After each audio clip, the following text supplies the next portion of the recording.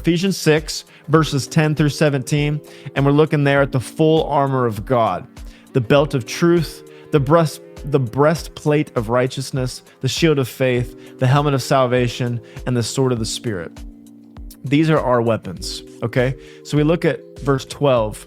Our wrestling is not against flesh and blood, but against principalities and powers, against the rulers of the world of this darkness, against the spirits of wickedness in the high places. So right now, our first thing we can focus on today, and I try to focus on this a lot when I'm teaching, is that our wrestling is not against flesh and blood.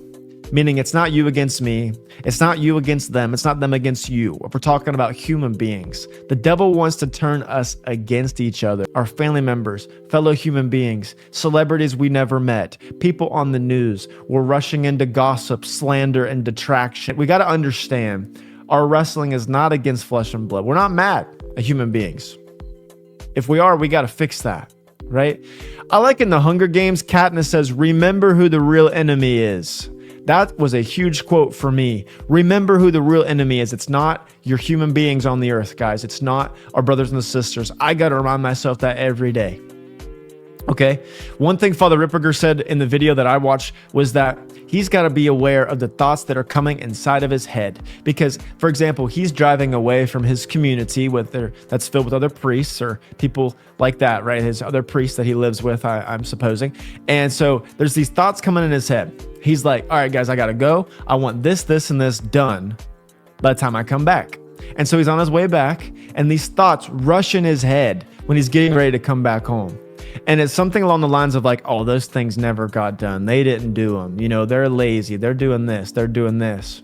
And he says that he and his community have made this spiritual rule where any time that those thoughts come in people's heads, they have to identify that they are being messed with, that this is an attack, that it's not true. And he says 99% of the time it is an attack, because the time he did this, he came home and everybody had done their stuff. Everything was done. Everything was done the way that it should have been done. So he realized it was a lie from the enemy. Guys, we've got to be aware of this. It is on the daily. It's on the second.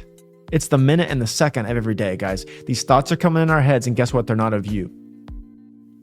They are rushing to assumptions.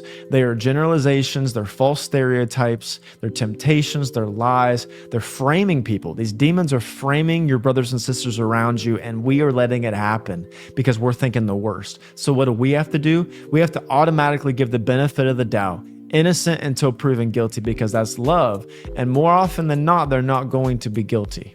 Now, if something else happens down the road and we see something, then of course we got to follow Matthew 18 and go by those principles.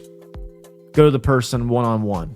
Bring someone else later if it doesn't work. Bring it to the church if it doesn't work. But don't go post on social media. Don't go talking bad behind their back. Don't condemn them. Don't rush to assumptions, right? And that's how we can be aware of the spiritual warfare. It's in the mind, and the devil wants to divide. He wants to turn us against each other.